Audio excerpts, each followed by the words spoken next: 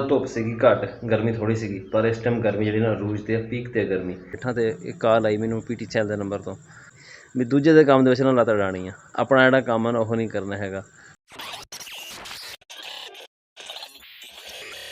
अस्सलाम वालेकुम, की हाल चाल है जी तुहाडा? उम्मीद करदा सारे खैर खैरियत ना हो गए। अल्लाह ताला दे फजल ते करम दे नाल शुरू करदे अज दा व्लॉग। राती ना असीं व्लॉग दा एंड ही नहीं कीता, बैटरी लो सीगी ते बैटरी लो हुंदी ना फ्लैश नहीं बलदा हैगा। मैं चल थोड़ा चार्ज हो जावे फोन फिर करदा। लेटिया आके ते पता नहीं किहड़े वेले अख लग गई ते मुड़ के सवेरे अख खुली है। अदरीस हुणी कल गया सी ना एडमिशन लैण वास्ते, वलीद ने लिया वा एडमिशन ग्राफिक डिजाइनिंग दे विच, अदरीस ने लिया वा वीडियो एनीमेशन दे विच। बाकी अज उन्होंने जाना सीगा, पता नहीं हुण गए या नहीं गए, हुण दिन चढ़ेगा थोड़ा देर मिला मुलांगे फिर पता लगेगा भी गए या नहीं गए हैगे। चलने असीं हुण मरब्बे, नाले असीं जाना हादी हुणां दे स्कूल। हादी हुणां दा ना सैक्शन चेंज करता स्कूल वालियां ने, सैम अलग, सैम नूं वखरे सैक्शन च करता ते हादी नूं वखरे सैक्शन दे विच। हुण इन्हां दा ना जाके सैक्शन जिहड़ा ना इकट्ठा कराना भी एक सैक्शन दे विच होण, क्योंकि इस पिंड दे ना एक क्लास दे दो ही मुंडे आ, एक जना गया होवे या एक ना गया होवे ना, कोई स्कूल दा कम कुम पुछना या इकट्ठे बैठ के पढ़ लैंदे आ। जदों एक सैक्शन च होण ना ते काम सेम हुंदा ना ते पढ़ना सौखा हो जांदा इन्हां नूं। जदों अलग-अलग फिर काम मिलदा ना ते फिर पढ़ना जिहड़ा ना औखा हो जांदा। करदे आ नाश्ता ते चलदे आ मरब्बे, नाल हादी नूं लै के जाना। ਇਹਦੇ ਵਿੱਚ ਹੈਗੇ ਸਾਡੇ ਕੋਲ ਚਾਵਲ ਤੇ ਨਾਲ ਚਾਹ, ਥੋੜੀ ਜਲਦੀ ਹੈ ਤਾਂ ਕਰਕੇ। ਕਿੰਨੀ ਦੇਰ ਹੈ ਜਾਣ ਵਿੱਚ? ਥੋੜੀ ਦੇਰ ਹੀ ਆ। ਕੀ ਕਰਨ ਲੱਗਾ ਹੁਣ? ਨਹਾਉਣ ਲੱਗਾ ਹਜੇ? ਚਾਚੂ ਨਾਲ ਆ ਜੀ ਫਿਰ, ਠੀਕ ਆ? ਸਹੀ ਹੈ ਨਾ, ਮੈਂ ਚੱਲਦਾ ਮਰੱਬੇ ਤੇ ਚਾਚੂ ਨਾਲ ਆ ਜੀ ਨਾ, ਉੱਥੇ ਚੱਲ ਲੈ ਜਾਂਦੇ ਨੂੰ ਅੱਗੇ। ਫਿਰ ਆ ਗੇਟ ਲਾ ਖਲੋ ਜਾ। मैं तो क्या हादी तैयार हो गया, हूँ 6:45 होंगे पे, रक्षा का टाइम होया। रक्षा तो जाना को नहीं सीगा, वो हजे तक तैयार ही नहीं होया भी अज मैं लेट ही जाऊँगा पापा के नाल। हुण चाचू नाल आएगा, असीं चलते हैं जाके पट्ठे वढ़ते हैं, कोशिश करते हैं भी ना पट्ठे पहले वढ़ लईए। जे हादी नूं छड्ड के आके दोबारा पट्ठे वड्डे ना तो सानूं तकरीबन 8 सवा 8 हो जाने, ते गर्मी फिर बहुत ज़्यादा हो जाती है।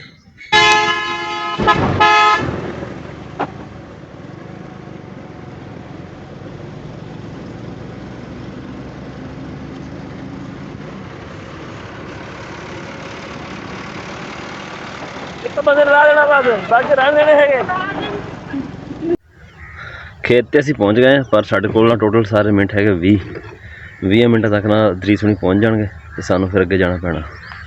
खिलार दे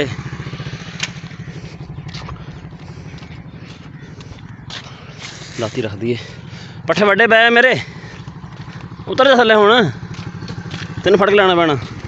पट्ठे बस चुक रख लो तो भरी च पा ला ना, जोड़े पे भरी विच पा के ना ते रख के लै जा उधर। स्कूल के टाइम तो थोड़ा लेट होए खड़े असीं। अजे रक्षा एक जांदा पिया सामने स्कूल वाला, पता नहीं हुण उस स्कूल दा कि दूसरे स्कूल दा वा। स्कूल तो आ गया तुहाडा, मुंडे जांदे पे आ।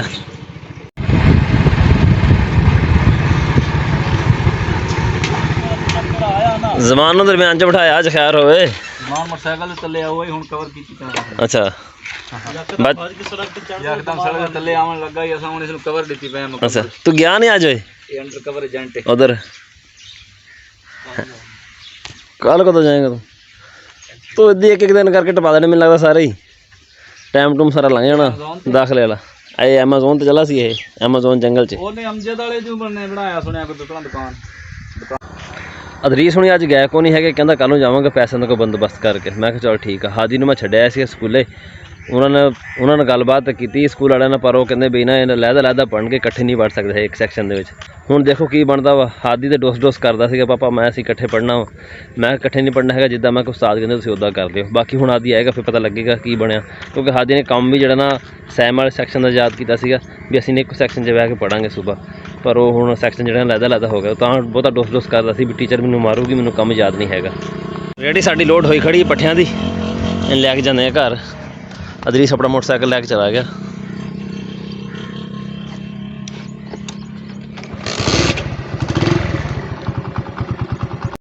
मरब्बियों घर आए ना, वैसे तो मैं करन लगा सी दुकान ते काम, अदरीस दा फोन आया, असीं चले हुण शहर हैगे, तो असीं बड़े खुश हाँ, पर देखो हुण उत्थे जाके साडा काम बनदा या नहीं बनदा, ये हुण उत्थे जाके पता लगेगा। अदरीस भी तैयार होया खड़ा ते असीं भी तैयार हो गए हैं, निकलदे हुण।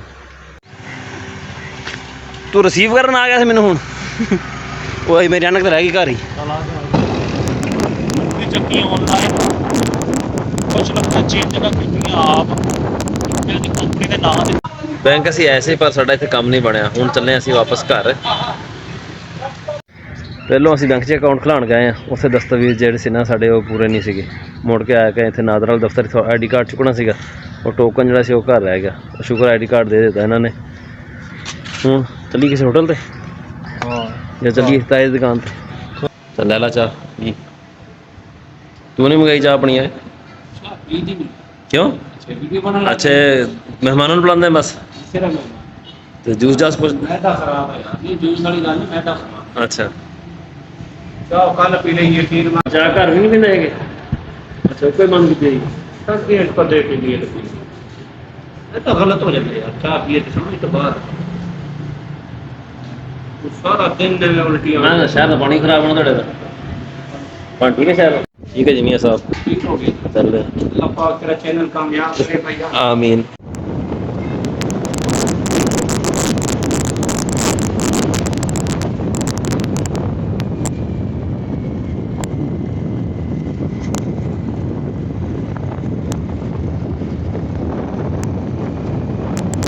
ਘਰ ਅਸੀਂ ਆ ਗਏ ਹਾਂ। ਸ਼ਹਿਰ ਸਾਡਾ ਕੰਮ ਕੋਈ ਨਹੀਂ ਬਣਿਆ, ਅਕਾਊਂਟ ਖੁਲਵਾਉਣਾ ਸੀ ਬੈਂਕ ਦੇ ਵਿੱਚ, ਉਹ ਕੋਈ ਨਹੀਂ ਖੁੱਲ੍ਹਿਆ ਹੈਗਾ। ਵਾਪਸ ਘਰ ਆ ਗਏ ਹਾਂ, ਪਰ ਜਿਹੜਾ ਕੰਮ ਸੀ ਛੱਡ ਕੇ ਗਏ ਸੀ ਸਵੇਰੇ ਅਧੂਰਾ, ਆਪਣਾ ਜਿਹੜਾ ਕਰਨ ਲੱਗੇ ਸੀ ਦੁਕਾਨ 'ਤੇ, ਉਹ ਹੁਣ ਕਰ ਰਹੇ ਹਾਂ। ਸੁਬਾਹ ਧੁੱਪ ਸੀਗੀ ਘੱਟ, ਗਰਮੀ ਥੋੜ੍ਹੀ ਸੀਗੀ, ਪਰ ਇਸ ਟਾਈਮ ਗਰਮੀ ਜਿਹੜੀ ਨਾ ਅਰੂਜ 'ਤੇ ਪੀਕ 'ਤੇ ਗਰਮੀ। 2:30 ਵਜੇ ਖੜ੍ਹੇ ਆ ਅਤੇ ਕਰਦੇ ਹਾਂ ਹੁਣ। ਧੁੱਪੇ ਕੰਮ ਕਰਨਾ ਪੈਣਾ, ਮਜਬੂਰੀ ਹੈ। ਮਾਚਸ ਪਜੈਰੋ ਇਹਨੂੰ ਲਾਉਂਦੇ ਅੱਗ। ਅੱਗ ਸਾਡੀ ਬਲ ਗਈ ਆ, ਪਰ ਇੰਨੀ ਗਰਮੀ ਦੇ ਵਿੱਚ ਅੱਗ ਦੇ ਲਾਗੇ ਬਹਿਣਾ ਕਿਹੜਾ ਸੌਖਾ ਵਾ। ਅੱਛਾ ਗਰਮੀਆਂ ਨੂੰ ਨਾ ਅੱਗ ਵੀ ਚੰਗੀ ਬਲਦੀ ਹੈ, ਸਰਦੀਆਂ ਨੂੰ ਅੱਗ ਬਾਲੀ ਜਾਓ ਨਾ ਬਲਦੀ ਨਹੀਂ ਹੈਗੀ, ਬਾਰ ਬਾਰ ਬੁੱਝ ਜਾਂਦੀ ਹੈ। ਤੇ ਗਰਮੀਆਂ ਨੂੰ ਇੱਕ ਵਾਰੀ ਤੀਲੀ ਲਾਈ ਹਲਕੀ ਜਿਹੀ, ਉਹ ਅੱਗ ਤੇਜ਼ ਹੋਈ ਖੜੀ ਉੱਕਾ।